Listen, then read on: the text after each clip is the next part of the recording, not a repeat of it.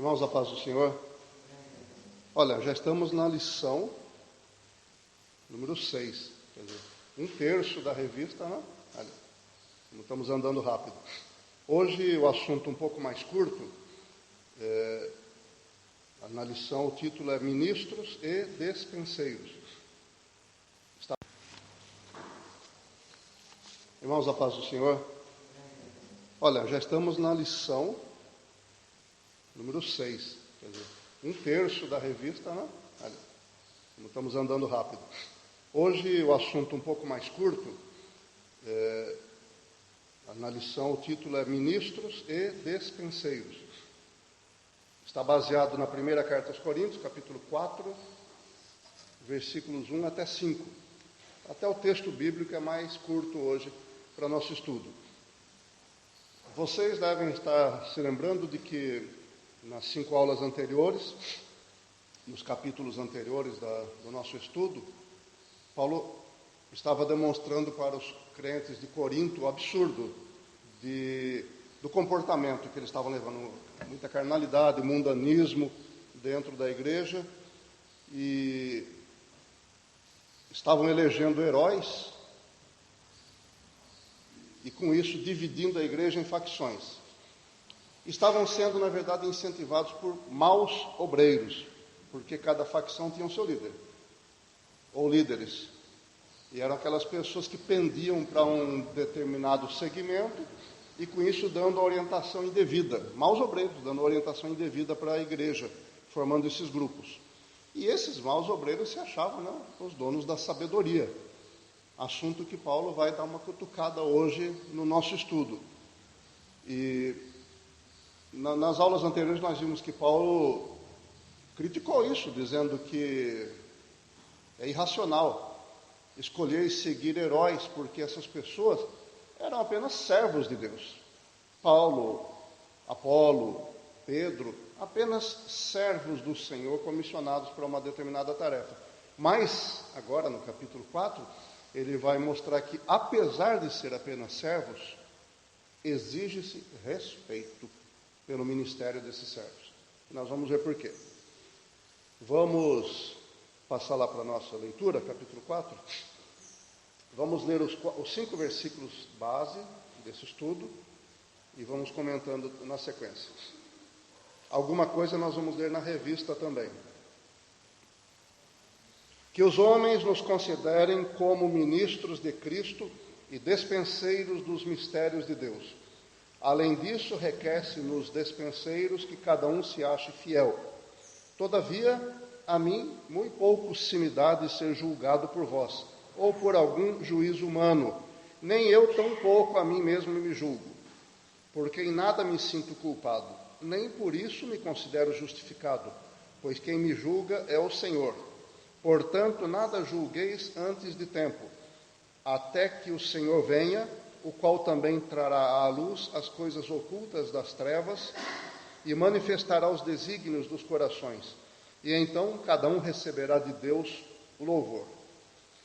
O versículo 1 embute uma exigência, como eu estava dizendo, que os homens, quer dizer, que as pessoas, os seres humanos, nos considerem como ministros de Cristo e despenseiros dos mistérios de Deus.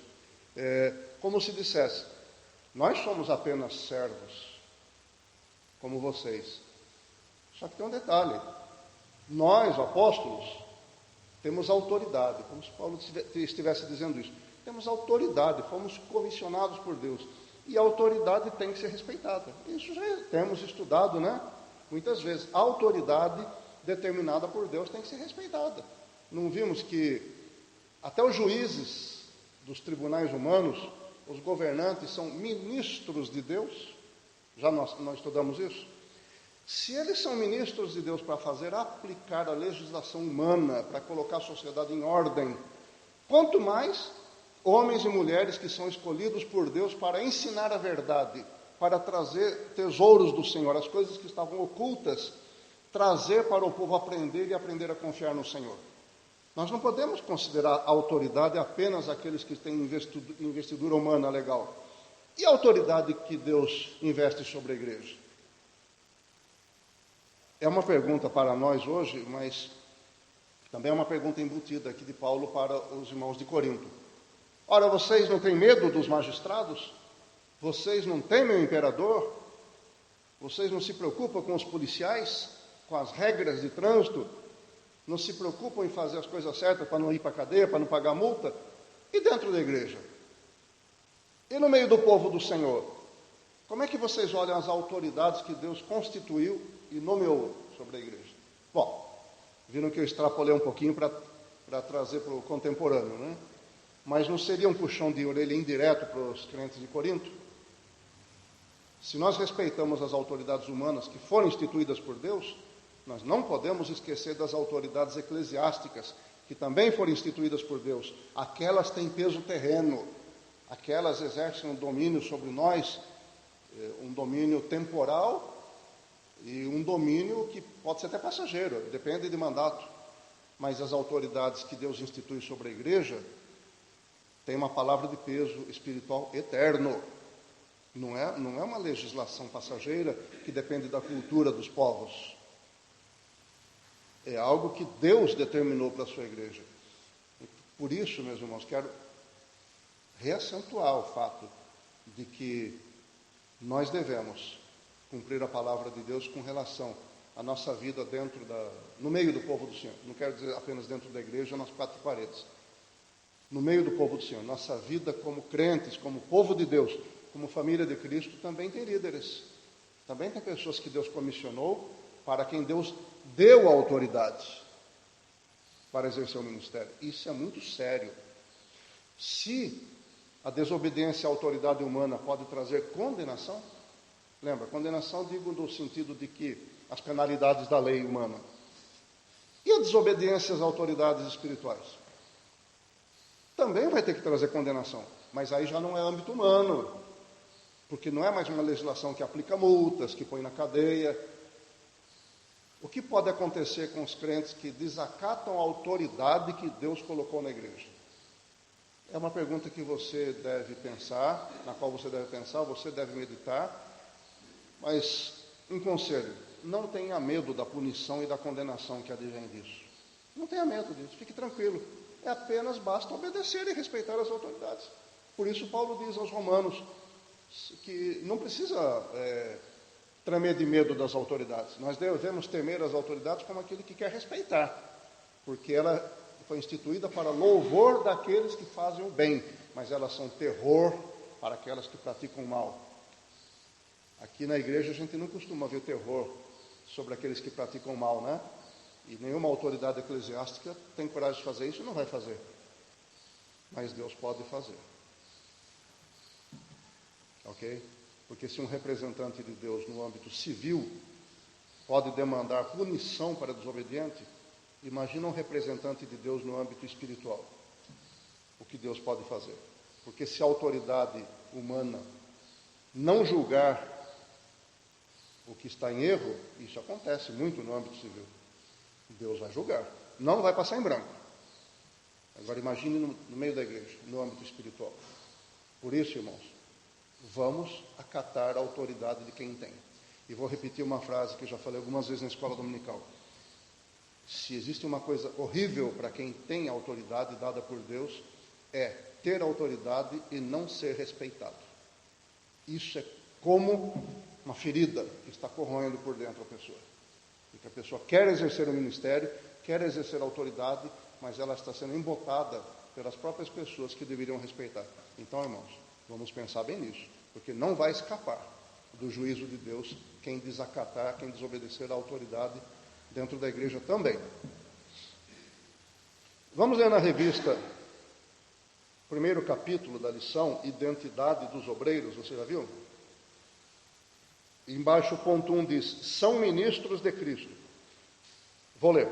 Literalmente a palavra ministro indica subordinação. Era usada originalmente para descrever um remador inferior num navio, com 3 níveis de remo. No grego é huperetes, que é diferente do termo diáconos. O propósito de Paulo ao usar esse termo, ministros, é demonstrar que os ministros cristãos são, acima de tudo, subordinados a Cristo, a quem servem, sem que estejam preocupados com posição ou glória. Isto é, o termo ministros empregado aqui não é diáconos, é operetes. É aquele remadorzinho, o mais inferior da embarcação de guerra ou de transporte da antiguidade. Era do terceiro nível para baixo, era mais inferior. E Paulo usa essa expressão, nós somos, sabe qual é o nosso nível aqui? O nosso status no reino de Deus é daquele remador que fica lá no fundo da embarcação e é o que tem menos consideração. Só que essa palavra foi, com o passar do tempo, foi sendo modificada até atingir o status de servo, cooperador, de ajudador. Pode ser até que Paulo esteja empregando nesse sentido, mas o que ele quer demonstrar é, nós somos apenas pessoas que estão no fundo do navio, servindo, obedecendo às ordens que alguém está nos dando. Aí você vai falar, poxa, mas se é nesse nível, por que ele está exigindo respeito? Mas ele ainda faz uma segunda colocação, ele diz, somos despenseiros de Deus. Algumas traduções da Bíblia escrevem dispenseiros, poderia até ser dispenseiro, mas só que a tradução da palavra oikonomos, no grego, é despenseiro, aquele que cuida da administração de uma casa, que cuida da despensa, da distribuição de tarefas, de alimentos. Então a palavra correta é despenseiros aqui. E ele diz, nós somos despenseiros dos mistérios de Deus. Vamos ler o que está na revista a respeito disso. Os ministros do Evangelho são também chamados despenseiros dos mistérios de Deus. Despenseiro é a tradução de oikonomos e literalmente significa mordomo, o administrador de uma casa. Antigamente o mordomo era um escravo de confiança que supervisionava a propriedade do patrão, os campos, as vinhas, as finanças, a alimentação, e os outros servos da casa estavam sob seu comando. Depois a gente vai falar de mistérios. Vamos parar a leitura aqui. Então Paulo diz, nós somos servos lá no fundo do porão, só que tem uma coisa, Deus nos chamou lá do fundo do porão do navio para administrar as questões relacionadas aos demais servos. Ele nos chamou para distribuir as tarefas, para administrar os negócios da casa enquanto o patrão está longe, para distribuir os gêneros alimentícios, para cuidar das despesas da casa, para organizar todo o serviço. Significa isso o quê? Que tirou da posição de igualdade das outras pessoas, dos outros servos, e colocou como supervisor dos servos. Quer dizer, deu autoridade. O mordomo era isso na antiguidade. Era falar assim, fulano, você é meu escravo como todos os outros, mas agora eu vou tirar você do meio dos outros escravos e colocar você para supervisionar. Você vai cuidar da minha casa, você vai gerir tudo. Está evidente que essa pessoa continua sendo escrava, mas tem autoridade sobre os outros, para poder supervisionar, distribuir tarefas, distribuir os alimentos, colocar as coisas em ordem. Portanto, Paulo quer dizer isso. Nós somos apenas servos, nós, os apóstolos, pregadores, somos apenas servos, mas somos servos que receberam de Deus a autoridade para trazer para o povo a sua palavra. E aqui Paulo passa a dizer, os mistérios de Deus, despenseiros dos mistérios de Deus. Aqui ele dá uma cutucada nos gnósticos e nos sábios, nos filósofos, nos retóricos da época de Corinto, e indiretamente ele está dando uma cutucada nos vasos de hoje. Vasos entre aspas, tá? Vamos colocar isso aí da maneira correta, porque vasos de Deus são todos aqueles que se colocam ao serviço do Senhor e o Senhor enche e usa. Né? Porém, existem umas pessoas que parece que gostam de se caracterizar como vaso à parte dos outros, mais do que os outros. Eu não costumo ver isso na Igreja Batista. Eu vi muito em outras igrejas por onde passei, onde me congreguei. Existem pessoas que... alguém fala assim, vai chegar aquela mulher, um vaso de Deus, ela vem hoje aqui para orar, para pregar, pronto, bastou isso, não precisa nem dizer o nome dela, da pessoa. Falou que vem um vaso de Deus, depois do culto faz fila atrás para Deus dar revelação e tudo mais. E essas pessoas aceitam isso, parece que lhes traz alguma glória, algum reconhecimento humano. E eu já até comentei esses fatos com os irmãos aqui. Essas pessoas que são consideradas vasos de Deus, mantêm aquela aura de mistério, como se tivesse sempre algo escondido, algum segredo que Deus revelou só para ela e que ela não compartilha com os outros, porque mantém um certo status ministerial para ela. E Paulo também está falando contra esse tipo de gente, esse tipo de pessoa. Aí você pode dizer, mas irmão Hermógenes, você não está falando assim de forma muito dura, não, com relação a essas pessoas que são servos de Deus? Não estou falando de forma muito dura, não, porque o erro precisa ser corrigido, sim. O da minha vida também. Então essas pessoas, e eu estou falando aqui, apesar de ter dito que não se costuma ver isso na Igreja Batista, porque eu acho que eu estou gravando aqui, e outras pessoas de outras denominações vão ouvir, e tem que ouvir mesmo. Tá? Você tem que ouvir mesmo. Que Deus não tem segredos que envolvem a igreja para ser mantidos no coração e na mente de uma pessoa específica, para o resto da vida, só para aquela pessoa parecer que está dominando espiritualmente as outras, porque ela está detendo um segredo de Deus que não pode ser revelado para a igreja. Existem coisas, como Paulo, por exemplo, disse que foi arrebatado aos céus, e ele viu coisas que eram inefáveis, que não se podia dizer para as pessoas, não encontrava palavras para explicar. Não era lícito dizer para os outros. Por quê? Porque Deus quis mostrar aquilo só para ele, e aquilo não implica em nada no plano da salvação. Porque se implicasse no plano da salvação, na santificação dos crentes, certamente Paulo teria que ter dito. Mas aquilo era alguma coisa que Deus antecipou para ele do céu, e ele não precisava dizer, e não tinha que dizer para os outros. Porque ainda há muitos segredos, não vou dizer assim, ainda há muitas coisas para serem reveladas, deve existir uma infinidade de coisas no céu que ninguém está sabendo, a não ser quem já mora lá. Deus, os anjos, e que Deus não revelou. E talvez uma dessas coisas Deus tenha mostrado para Paulo e falou, Paulo, fica quieto, porque isso aí não é para ninguém saber, nem precisa, não vai fazer diferença. E você vai acabar se ensoberbecendo ainda. Então, Deus disse que não fale e ainda botou um espinho na carne dele. Pronto. Agora, não é o caso de pessoas saberem coisas a respeito de Deus, da obra de Deus, do plano de Deus, e manterem segredo para si mesmo, para exercer um certo domínio intelectual ou espiritual sobre os crentes. Isso é uma repreensão contra os vasos. Na época, contra os gnósticos e sábios da igreja de Corinto, porque como se Paulo estivesse dizendo, olha, vocês, das duas uma, ou vocês estão mentindo e não tem segredo nenhum, mistério nenhum de Deus escondido em vocês, ou vocês estão errados porque vocês estão retendo aquilo que Deus quer que seja ensinado para a igreja, para poder edificar a igreja. Então, seja como for, esses vasos, ou esses gnósticos, ou esses filósofos e sábios da igreja, estavam errados de alguma maneira, ou por estar mentindo, ou por estar escondendo a verdade do povo que precisava saber. Por que eu digo isso? Por que não pode existir segredo guardado no coração de um servo do Senhor, um segredo que seja importante para o desenrolar da obra de Deus, para a santificação e para o plano da salvação? Por quê? Por causa do que está escrito no Salmo 25, 14, se não me engano. O segredo, ou o mistério, né? Ou a intimidade, o segredo do Senhor é para aqueles que o temem, e Ele lhes fará saber o seu conserto. Gente, se você teme a Deus, o mistério de Deus é para você. Não é para o vaso.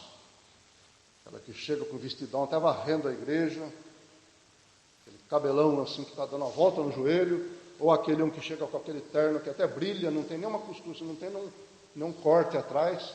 Santidade, o ternão, paletó que vai no joelho, aquela Bíblia desse tamanho no braço, causa a impressão, né?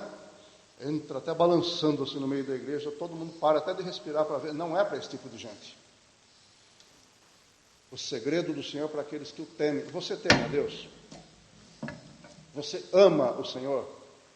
Você quer ter mais intimidade com Deus? Então os segredos do Senhor são para você mesmo. Está escondido de quem o segredo? Para quem Deus escondeu esse segredo? Para aqueles que não se preocupam com Deus, para aqueles que não temem o Senhor, para aqueles que não se incomodam em respeitar o Senhor, para aqueles que não dão valor para a palavra de Deus, para aqueles que são desobedientes às autoridades da igreja, e inclusive esse tipo de pessoa que está dentro da igreja. Não estou dizendo agora aqui especificamente, Mas pessoas que frequentam a igreja, que às vezes frequentam todos os trabalhos da igreja, mas não tem temor do Senhor, não respeita os irmãos, não ama a obra do Senhor, não se preocupa com a palavra de Deus, não se preocupa com os níveis de autoridade da casa do Senhor. O segredo do Senhor não é para esse tipo de gente, que pode ter até cartão de membro da igreja, mas não é para esse tipo de pessoa. Porque o segredo do Senhor é para aqueles que o temem, aqueles que estão interessados em conhecer mais de Deus e se aprofundar mais no Senhor. Então, olha o puxão de orelha que Paulo dava na época e dá em nós agora. Você quer conhecer mais da intimidade do Senhor? Quer conhecer? Deus tem preparado isso. Siga o caminho correto, vá se santificando, vá buscando, aproxime-se de Deus, porque Ele tem segredos maravilhosos para você. Agora, por que Deus tem segredo maravilhoso para uma pessoa que ainda está amadurecendo, e esse segredo, isso já não é mais segredo para a pessoa que está do lado dele? Como é que pode isso? Se existe uma coisa que Deus sabe fazer, e muito bem, é esconder de uma pessoa e revelar para outra pessoa que está do lado dela. Depende de como Deus quer fazer, depende do nível de dedicação da pessoa. Às vezes a gente se espanta. Como é que essa pessoa foi criada comigo e sabe tanta coisa, e eu não sei tudo isso? Por que Deus não me ensina? É uma pergunta que eu faço para você. Não é para você fazer para mim.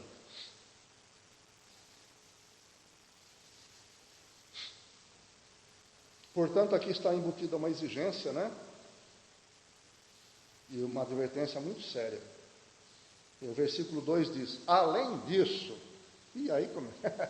Se o negócio já ferveu no versículo 1, e Paulo fala, além disso, aí o pessoal fala, e agora estou frito, né? É mais uma advertência para os vasos corintianos, lá da cidade de Corinto.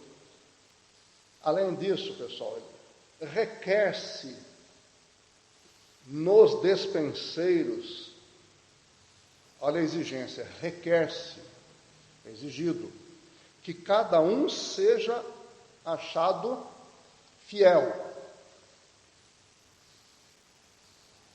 Fiel a quem? Eu pergunto. Paulo está dizendo, olha, os despenseiros, ministros, têm que ser encontrados fiéis. Mas fiéis a quem? Fiel a quê e a quem? O presidente da República nomeia ministros. Gente com inteligência, com capacidade técnica, com formação, com conhecimento, existem muitos. O presidente quase que pode jogar para cima o bilhete de ministro e quem pegar vai ser ministro, porque existe muita gente com capacidade técnica, com formação, com conhecimento, com inteligência elevada, mas não é só isso que o presidente quer para nomear um ministro. Ele quer mais uma coisa que é fundamental para o assessor, é fidelidade, lealdade. Ele não pode escolher qualquer um. Ele tem que escolher um que tenha os atributos técnicos, mas que tenha fidelidade à missão que o presidente está dando, fidelidade ao próprio presidente. Tem que falar a linguagem do presidente. O ministro fulano é muito safo, é muito esperto, mas parece que ele não está assim, se compatibilizando muito com a linguagem do presidente. Qual vai ser o futuro dele? Vai ser exonerado e o presidente vai trazer outro que fale a linguagem dele. Porque o assessor, o ministro, tem que falar a linguagem do presidente. E assim é no reino de Deus. É por isso que Paulo está dizendo, requer-se que o despenseiro seja fiel. Fiel a quem? Fiel a Deus que o comissionou. Fiel a Deus que o nomeou para o ministério. Fiel à mensagem que Deus lhe deu. Olha, Paulo, você vai pregar determinada palavra para os crentes em Corinto. Ele, sim, senhor. Vai executar com fidelidade aquilo que eu estou mandando. E tem mais, você vai ser fiel àquilo que eu estou mandando você dizer. E isso era uma advertência para aqueles vasos em Corinto. Vocês são filósofos, vocês têm cursos, vocês fizeram curso de retórica, vocês acham que penetraram os mistérios de Deus e sabem muita coisa para dizer para a igreja? Me diga uma coisa, vocês são fiéis? Porque não basta saber falar. Não basta ser bonito, não basta ter diploma, não basta ser inteligente e ter um QI elevado. Gente, a igreja mesma tem muita gente desse tipo. Gente bonita, com retórica, com inteligência, com um monte de diplomas, com QI muito elevado. E por que não estão trabalhando na obra do Senhor essas pessoas? Pode ser por falta de fidelidade. Deus não quer nomear uma pessoa infiel para um cargo que exige fidelidade. Por que Deus vai nomear um ministro, um despenseiro, aquele que vai ter autoridade para orientar a vida moral e espiritual do povo de Deus? Mas se não é fiel à mensagem e não é fiel àquele que o chamou, não serve. Por isso Paulo está dizendo aqui, além disso, requer-se que o despenseiro seja encontrado fiel. Olha, isso para mim é motivo de tremor, eu penso isso. Durmo tarde muitas vezes por causa disso, muitas vezes interrompo o sono pensando nisso, penso nisso às vezes durante o meu trabalho, isso me perturba, porque eu fico me avaliando, será que eu estou sendo fiel? Será que aquilo que Deus me mandou fazer eu estou fazendo? Mesmo que eu não consiga fazer corretamente, mas pelo menos eu estou tentando manter a linha, fazer aquilo que... Porque eu amo ensinar, sabe, gente? Eu amo isso. Eu gasto muitas horas estudando, leio muitos livros, porque eu amo isso, eu amo aprender e ensinar. Mas eu não posso fazer isso porque eu amo. Eu não vou fazer corretamente porque eu amo ensinar, porque eu amo estudar. Eu vou fazer corretamente porque Deus quer que eu seja fiel. Fiel a Ele e fiel à mensagem. É claro que vocês já estão percebendo que isso não é... Essa advertência não é exclusiva para mim, é para você, porque todo mundo tem seu ministério. Você exerce seu ministério porque você gosta, e ponto final, ou você exerce seu ministério porque você quer ser fiel a Deus e agradar a Deus com aquilo que Deus mandou você fazer. Claro que o prazer tem que estar envolvido. É muito bom que esteja. A gente se sente mais motivado, né? E sente alegria nos resultados. Mas o maior motivador do ministério do cristão não pode ser o gosto, a vontade própria. A maior motivação tem que ser os méritos de Deus. Ele é a autoridade do universo. Ele me deu autoridade para exercer determinado ministério, eu quero ser fiel a Ele. Eu quero exercer meu ministério de modo a honrar o meu Deus. A que Ele se agrade de mim, porque Paulo diz no futuro, diz adiante que no futuro, no juízo, no julgamento, essas pessoas vão receber de Deus o louvor. Quer dizer, a satisfação que eu tenho não pode ser meu maior motivador, porque isso eu vou ver lá no final. No dia que eu vou ser julgado e minhas obras vão ser julgadas. Aí Deus vai me louvar ou não. Irmãos, infelizmente, irmãos, como você exerceu seu ministério apenas por prazer próprio, apenas para você se sentir bem, apenas porque você gosta, então você vai ficar só com a sua salvação mesmo, porque não é essa motivação que eu disse que você tinha que atender. Você tinha que ser fiel a mim. O seu ministério é voltado para mim, para me honrar, para mostrar que fui eu que comissionei você, eu dei a mensagem a você, e isso tudo tinha que retornar para a minha glória, não para o seu prazer apenas. Se você quisesse ter prazer, eu teria dado, mas em primeiro lugar, eu requeri fidelidade. Isso é sério, hein? Isso é sério.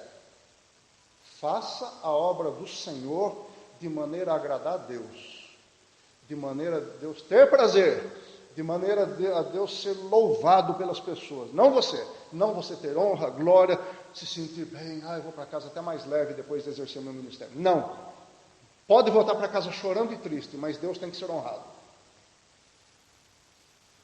A vontade de Deus tem que ser cumprida, não a minha nem a sua. Deu para entender, gente? Ainda bem que são só 5 versículos, né? Estamos no 2 ainda. E Paulo passa para o versículo 3, mais uma cutucada. Ele diz, olha, quanto a mim, estou nem aí, ele vai dizer, pouco se me dá. Quer dizer, eu não estou nem aí se vocês vão me julgar. Olha só, para Paulo falar isso, ele é uma pessoa que sabia alisar, mas sabia ser ácido também. Eu acho que aqui está um pouco de acidez dele embutida. Por quê? Olha, Paulo tinha matado no peito as injúrias que sofreu. Intelectualmente, ele matou no peito. Ele matou no peito, escreveu maravilhosamente em resposta, Quer dizer, do ponto de vista intelectual, ele tratou bem do assunto. O problema é que o ser humano não é apenas atividade intelectual, é atividade emocional também. Jesus chorou diante da sepultura de Lázaro. Jesus chorou quando ouviu a situação de Jerusalém.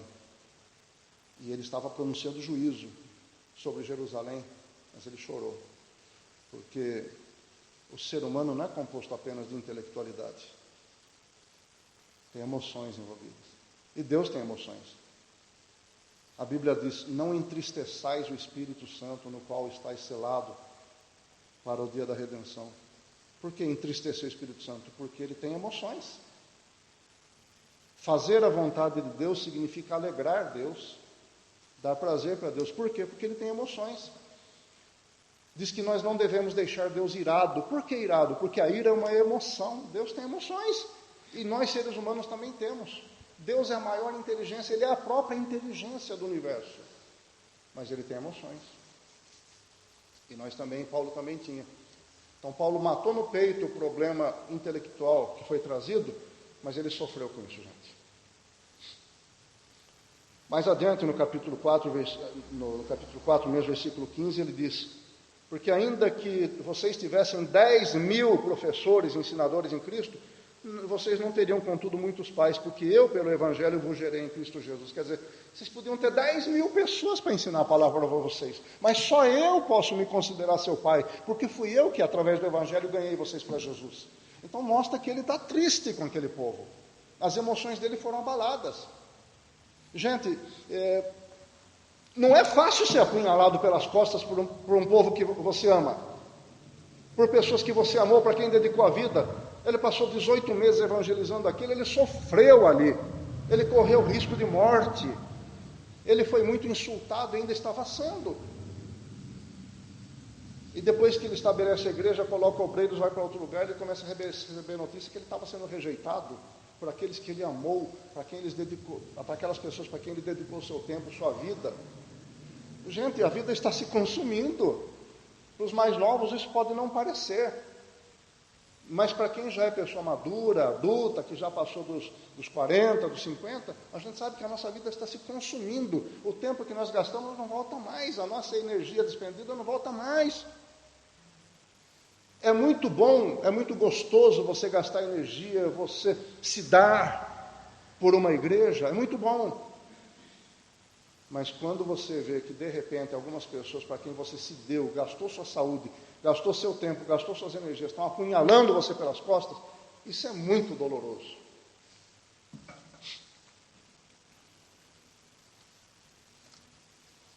A igreja sofre muito mais com maus relacionamentos do que com a obra de Deus. Vocês sabiam disso? Do que com fazer a obra de Deus. Davi, primeiro livro de Samuel, capítulo 17, narra a história, de Davi no embate contra Golias.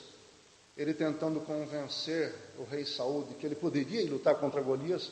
Não, você é um moleque, você é muito novo, ele é um guerreiro profissional, você não tem experiência. Ele falou: olha, eu estava cuidando das ovelhas do meu pai.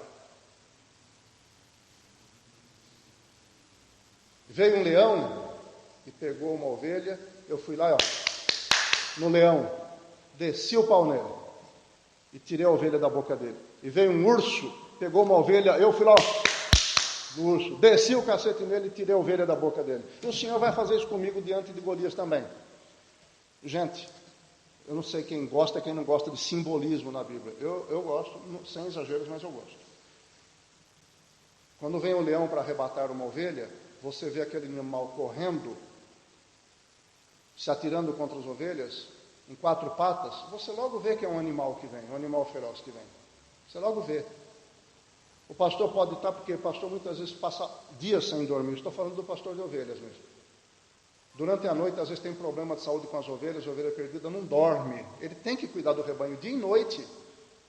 Então, quando vê um leão, ele reconhece que é um animal porque ele vê aquele volume todo correndo em 4 patas, Ele logo vê que é um animal que quer pegar a ovelha. Mas quando vem um urso, o urso corre em 4 patas e ataca em 2 pés. Não é?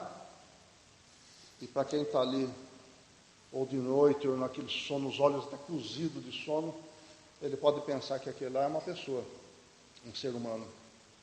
Assim acontece na igreja.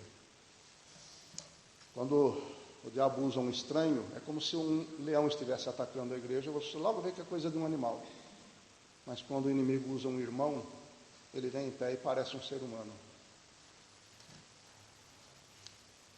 Lutar contra o leão, você se prepara quando vê de longe. Mas lutar contra o urso, quando você vê, ele já está em cima, porque ele vem vindo de noite e você pensa que é seu irmão. Pensa que é seu irmão na fé. Isso é difícil. Quem sabe Paulo se lembrou dessa história. As maiores dificuldades da igreja não são de lutar contra o diabo, ou de lutar contra os falsos irmãos. Como Paulo deve ter se entristecido com isso. Gente, eu dei minha vida por vocês. Vocês estão me apunhalando agora. Deve ter entristecido muito o coração daquele homem.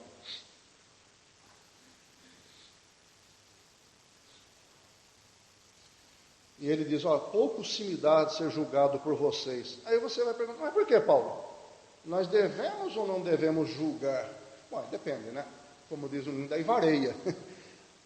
Quais são as características de um bom juiz? Que a pessoa, para julgar, tem que ter características que mostram que ela merece aquele ofício de julgamento. Quais são as características? Bom, o bom juiz tem que ter conhecimento, ele tem que saber em que se baseia o julgamento dele. Então, ele tem que ter conhecimento da lei e dos fatos. Ele tem que ter bom senso, tem que ter discernimento, ele tem que ter boa vontade relacionada ao julgamento, imparcialidade, tem que ter bom discernimento, coerência. E vocês, crentes de Corinto, vocês têm tudo isso? Vocês têm bom discernimento? Têm coerência? Têm imparcialidade? Vocês têm conhecimento dos fatos? Vocês têm bom caráter para serem juízes? Não, não tem. Então, eu não quero saber de ser julgado por vocês. Então, nem aí, se vocês vão falar bem, eu vou falar mal de mim. Isso intelectualmente, porque emocionalmente ele estava ferido. Como se dissesse, não faz diferença se vocês vão julgar o meu ministério ou não. Afinal de contas, vocês não têm capacidade para julgar nem os problemas da igreja. Vocês não estão conseguindo julgar nem os erros dos membros da igreja. Tem gente levando para um tribunal lá fora, para homens ímpios, julgar problemas entre irmãos. Vocês vão querer me julgar? Vocês estão deixando carnalidade correr solta dentro da igreja, vocês não estão julgando as causas disciplinares da igreja, vão querer julgar o meu ministério? Não estou nem aí com vocês. Olha, por mais duro que seja ouvir ou dizer isso, mas é a verdade. Muitas vezes as pessoas mais maduras na fé, que recebem críticas, e às vezes críticas desonestas, de irmãos e de irmãs, essa pessoa pode até baixar a cabeça, pode até chorar, e quem criticou pode se sentir vitorioso, mas no fundo, eu quero dizer para você que chora com a crítica dos outros, faça de conta que não é com você, porque a pessoa que está fazendo isso com você está mostrando que é incapaz de fazer um julgamento que preste. Ela não tem capacidade para isso. Então, se ela não tem capacidade, ela não pode julgar você. Coloque-se diante de Deus, ponha a sua consciência diante de Deus e deixe Deus julgar você. É isso que Paulo está dizendo. Crentes de Corinto, não estou nem aí se vocês vão me julgar. Não estou nem aí se vocês aprovam ou desaprovam o meu ministério. Porque vocês não têm capacidade de julgar o que eu estou fazendo. Se vocês fossem maduros, se vocês fossem pessoas de bom senso, eu ficaria preocupado por vocês estarem falando mal de mim. Mas vocês, com o caráter que vocês têm, não estou nem aí. Está vendo como é que Paulo estava dando tapa na cara daqueles crentes?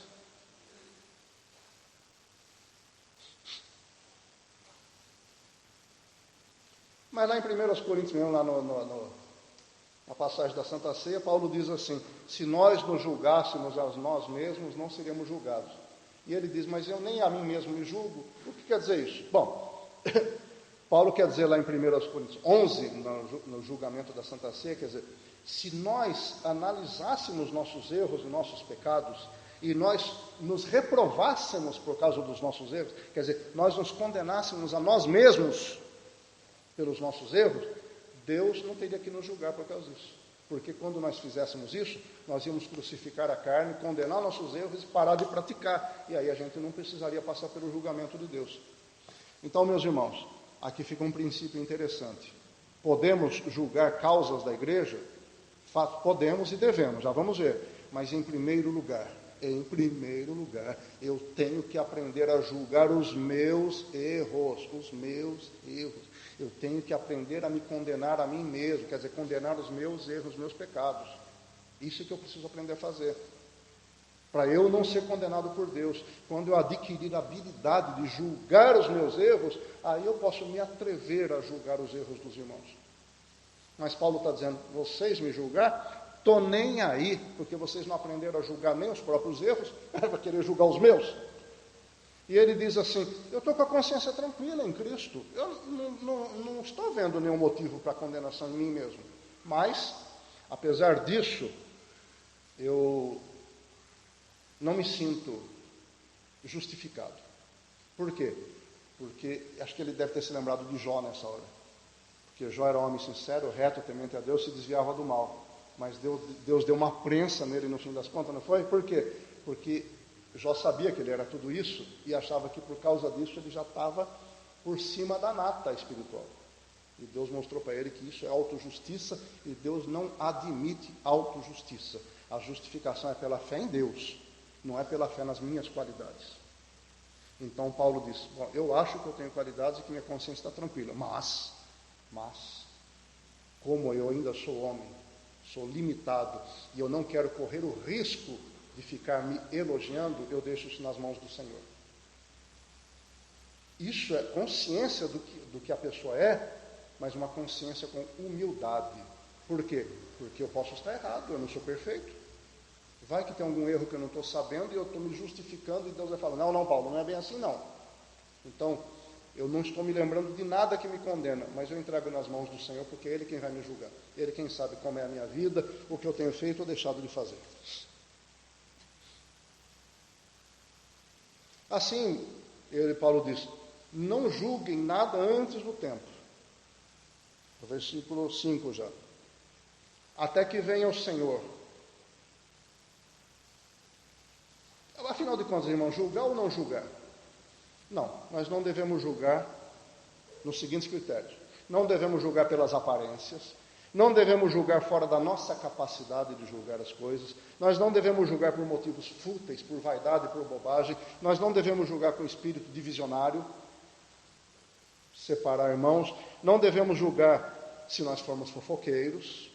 Fofoqueiro nunca deve julgar ninguém, porque Tiago diz que quando a pessoa fala mal do irmão é fofoqueiro, e julga o irmão, ele está, na verdade, ele não é nem cumpridor da lei, ele é juiz da lei. E quem é juiz da lei está julgando até o próprio Deus. Está escrito lá em Tiago, capítulo 4, versículo 11, eu acho. 11, 12. Não devemos julgar para condenar a alma de ninguém, e também não devemos julgar com base nas nossas emoções. O juiz não pode ficar com raiva daquele que ele está julgando, ele tem que julgar de acordo com a lei. Mas nós devemos julgar sim o comportamento. Paulo diz, como é que vocês podem levar questões para os ímpios julgarem? Não existe nenhum sábio no meio de vocês para julgar as coisas dos irmãos, então nós temos o ofício de julgar coisas na igreja. Ele diz, olha, vocês não devem se associar com os idólatras, roubadores, com os que se prostituem, com os bêbados, temulentos. Mas não, ele diz assim, eu não estou dizendo isso em relação aos de fora da igreja, porque senão vocês teriam que sair do mundo. Eu estou falando com as pessoas que se comportam assim dentro da igreja. Quer dizer, os pecadores dentro da igreja. Nós não devemos nos associar com eles. Então, mas para a gente fazer isso, a gente tem que julgar. Colher os fatos e admitir que determinado irmão, determinada irmã está nesses pecados grosseiros e nós não devemos nos associar com essas pessoas. É julgamento. Para alguém ser disciplinado pela igreja, disciplinado pelo pastor da igreja, disciplinado pela assembleia, tem que passar por um julgamento. Então nós devemos julgar, sim, de acordo com a palavra, com a reta justiça, para a edificação da igreja, para ajudar os irmãos a se recuperar, nunca por vaidade e por raiva pessoal, nunca para condenar uma pessoa. Agora Paulo, como se estivesse dizendo, se você não tem capacidade nem para julgar os seus próprios pecados, então fique de boca fechada e não se intrometa em julgar ninguém. Deixa para Jesus.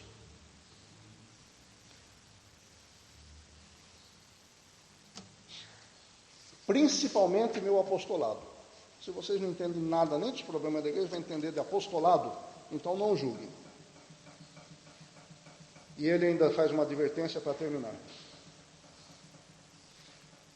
Vamos lá, vou ler o versículo 5 de novo. Portanto, nada julgueis antes de tempo, até que o Senhor venha, o qual também... Aí já começa a batata assar para quem está em erro, né? O Senhor vem e vai trazer para a luz todas as coisas ocultas das trevas. Quer dizer, tudo aquilo que a gente não quis que as pessoas soubessem, porque são erros, pecadinhos de estimação que nós estamos guardando. Tudo isso vai aparecer.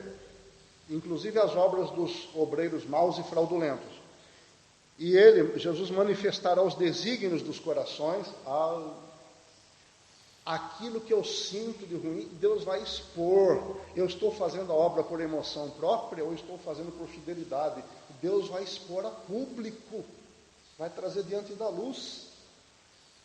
Se eu me envergonho quando alguém dá uma palavra dura porque eu estou me comportando mal no meu ministério, imagina se eu mantiver o erro na minha vida, e quando chegar no dia do juízo, o Senhor vai colocar luz em cima e todo mundo vai ver, todo o universo vai ver. Não vai ser mais uma vergonha individual minha diante do Senhor, vai ser minha diante de toda a igreja que foi arrebatada, diante de todos os anjos. Irmãos, você fez isso por pura vaidade. Você dava aula com gosto na minha igreja, mas você fez por vaidade, porque você só queria se engrandecer. Não vai ter prêmio nenhum, irmãos, e todo mundo vai ver e vai ouvir isso. E ele manifestará os desígnios do coração. Então, cada um receberá de Deus o louvor. Bom, irmãos, encerrando aqui com uma pergunta. Isso aqui para a gente é maravilhoso. Por quê? Porque para nós é palavra para santificação. Para nós acertarmos nossa vida, porque todo mundo tem erros. Mas é maravilhoso também no sentido de que nós podemos aprumar a partir de agora e depois receber de Deus o louvor. Muito bem, servo, bom, fiel. Você foi fiel sobre o pouco, sobre muito vou colocar você. Entra no gozo do teu Senhor, diz a palavra de Deus. Deus vai louvar aquele que fizer as coisas, que for um servo bom e fiel, diz a palavra do Senhor. Assim nós vamos caminhar, né, irmãos? Para acertar a nossa vida, a nossa fidelidade e fazer as coisas por fidelidade e por amor ao Senhor. 47 minutos.